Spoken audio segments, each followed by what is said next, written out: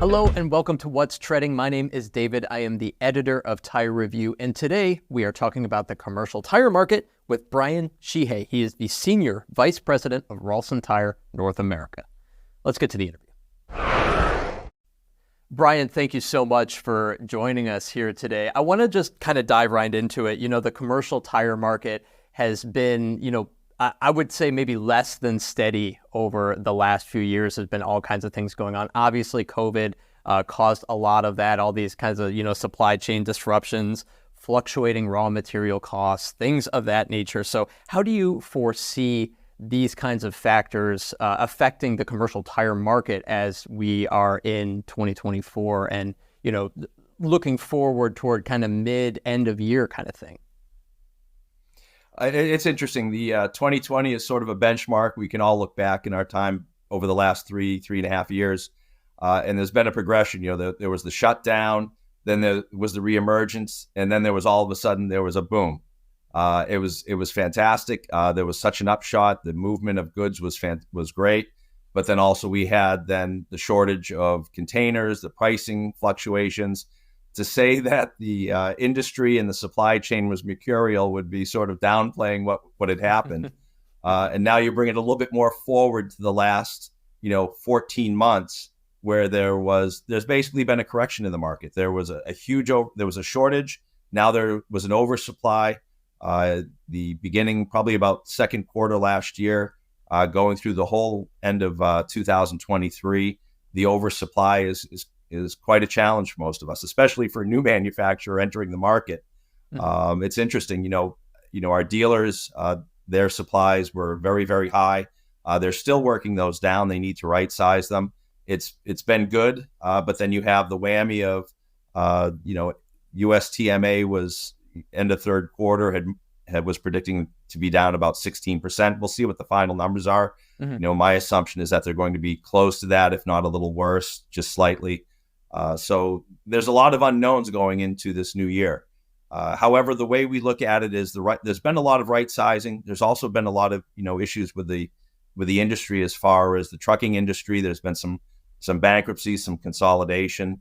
The demand has gone down, quite a bit. But I think we're sort of leveling off right now as far as the demand goes, where it's going to start working itself out. So that demand was sort of dropped a little bit before everybody's inventory, so everybody was overstocked. But I think, outside of, raw materials have sort of stabilized. There's still some fluctuation, not as much as there was. The shipping routes, I think what we're going to see now are more issues with ocean shipping routes, and for a manufacturer, some of the cost of the freight inland, but, and the ground transportation. But that's sort of a good thing, bad thing for us. We want our trucking fleets to be very healthy and robust, but everybody, including fleets and manufacturers, want to control their costs.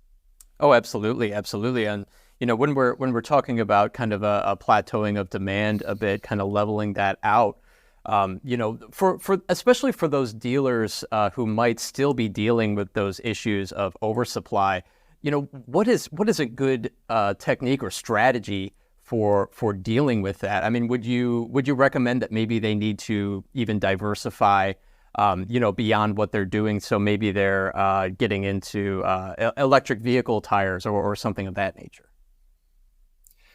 What we've seen some of the very successful dealers do is they're being more aggressive. They're going out to their fleets. They're going out to the industry.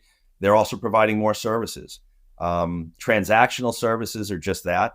However, additive services, fleet checks, air pressures, consulting really on new tires. The tire industry is a dynamic industry, just as the vehicle industry is. So having newer products, having newer innovations, taking a look, re-looking at your whole supply chain. And that, when I say supply chain for a fleet, that includes every sort of, tire, engines, all of the additive, specs that they need to do to make sure that they're utilizing the newest technology and some of the lower costs that are available to them. They really their eyes have to be open, and the dealers have to be partners in that. And the manufacturers have to supply that information to the dealers. So not just supply it, but work on it with them.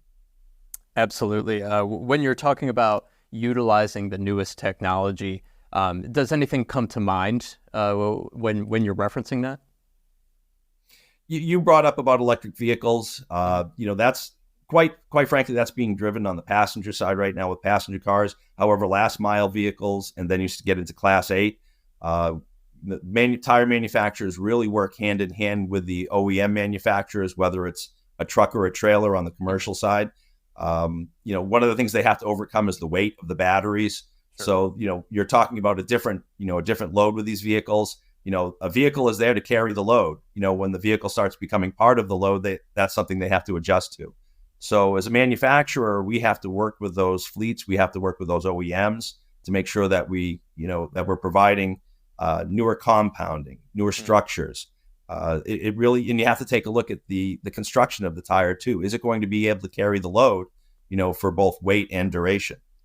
Heat generation is always, something we look at constantly, and how we dissipate that heat. And quite frankly, air pressure and heat are going to help run those tires quite a bit longer with the maintenance practices that are required of fleets and the dealers that support them. Absolutely. So in a lot of cases, in the commercial tire market, we're seeing a increase in prices, and no fleet wants to hear from their tire dealer that, hey, the tires are going to cost a little bit more this time. What is the best way for a dealer to work with those fleets? Whether or not that's giving them the information that they need to understand as to why this is happening, or, working out a deal where, maybe they can get those costs down. How can dealers be working with those fleet partners to make sure that this is a good relationship for everybody and that everybody's happy with what's going on? First is the communication. Second is the data. Some of the data that fleets have and some of the dealers have, and even in the manufacturers, might be dated. It might be an older compound, might be an olher tread design. There's been innovations, and the tire industry is very innovative, and we also thank our OEM partners for that, because they force us to be. The other component of that is the consumer, which are owner-operators, large fleets, regional fleets, whether they're truckload or less than truckload. They're the ones who force us to innovate. So it's actually a good relationship to have, where we want to innovate, we're being forced to innovate, and hopefully that's with the input of both the dealers and the fleets. That's what's going to make us improve our products. Mm-hmm. Mm-hmm. I want to shift focus for a moment. Ralston, you spoke with Tire Review in early 2023, kind of just giving us a general update about your company and your plans. Some of those included ramping up capacity at your TBR factory in Indoor from 1 to 2 million tires, launching new SKUs, and expanding your sales force. So I wanted to just, kind of get an update. How is all of those things going for you? Sure. No, it was great. The factory is built. It's under about 100 acres right now. It has the capacity of 4 million units. Right now, we're in our first phase. Each phase is about 1 million units. So we're in our first phase. We're ramping that up. We're capacity right now, our production is about 500,000 units. That will be increasing. When we get it up a little bit more, we'll go to phase 2. Our goal was to start phase 2 expansion, towards the end of this year, end of 2024. It's a progressive plan. It's also very, I say progressive, but it's also very accelerated. We want to make sure that we grow first, because the way our business plan is set on scale. Having a plant that can produce 4 million truck tires under one roof is something that's innovative in the business. Technology, that's not easy. No. It takes good people, and it takes a very great process. Mm-hmm. So, when we scale up, to give you an example, our first million tires is about 1,200 people in our plant. Our second million tires will be about another 800. So as we scale up, that's when we start, really being able to be profitable and, expand our business. As far as our people, we opened up our office in Franklin, Tennessee. We now have 6 salespeople in the field. We are personally representing our product with both our Ralston and our Excellus brands.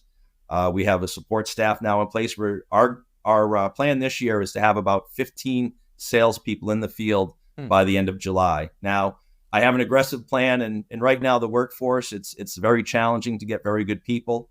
I think you'll see that, especially our dealers, over the last few years, it's been very hard for them to get service truck people, a lot of help. It's in every industry.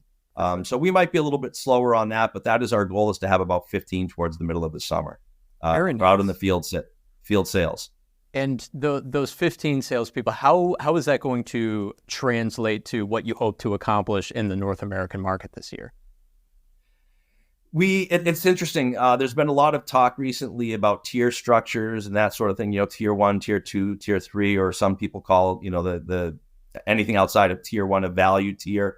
What we're trying to create in a value tier, as you talk about it, services are in tier 1.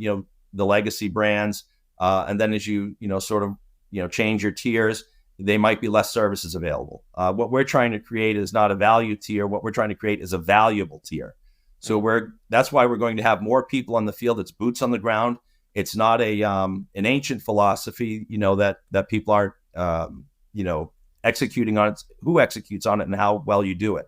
So what we're going to be doing is we're going to be personally representing our product, and creating not just a push to the dealers, but a pull through our fleets. Our idea is not to do the same thing as some of the legacy tiers, but by creating the valuable tier, which is what we're going to do, is we're going to go to the fleets and work correctly with our partners and directly with them to create much more of a cash flow for them. That's what we've heard all throughout the years. And you speak to a dealer and they generate a lot of credits through national accounts and other programs. However, our job is to try and create as much cash flow to differentiate ourselves from our competitors. And are you looking to expand your dealer base in North America right now? Kind of what are your goals there?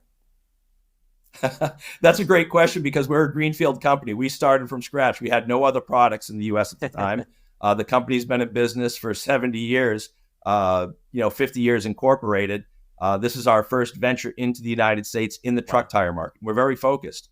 The background of the company was bicycle tires, motorcycle tires, 2 and 3 wheel vehicle. So the growth is, as a 4th generation company, they're looking to grow. Our company has a very good market share in bicycle tires and in 2 and 3 wheel vehicle. However, how do we grow from there? And the 4th generation is taking it forward by expanding into truck tires, specifically built and designed for the North American market, full width, 4-belt, 16-ply construction. So we're not adapting tires for another market to this market. We came out from day one to build and produce our applications for North America. And you don't have to go into the nitty-gritty details here, but what is kind of the how do you create a product that is geared toward the North American market as opposed to anywhere else that you might be trying to expand into or sell your products? North America has a very varied application and also varied sizes.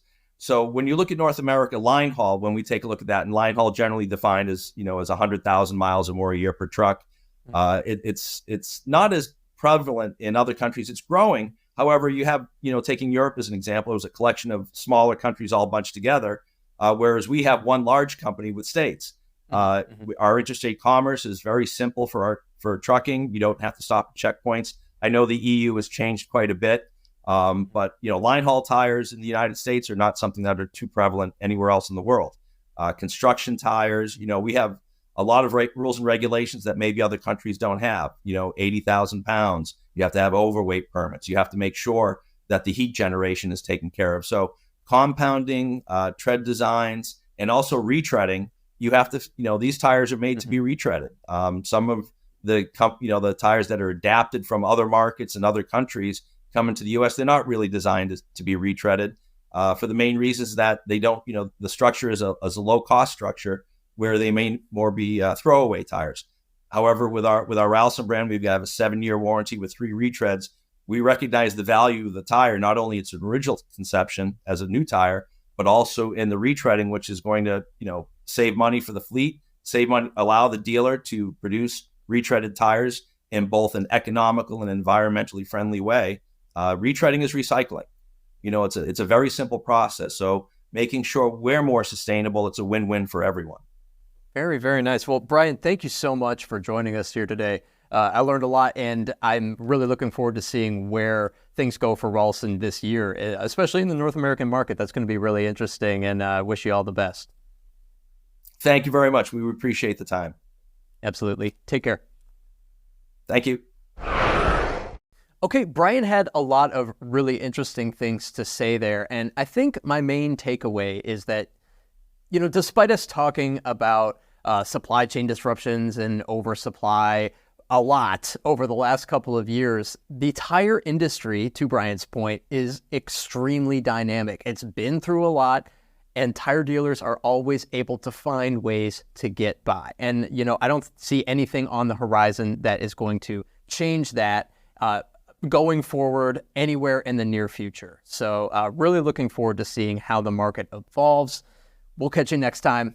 Take care.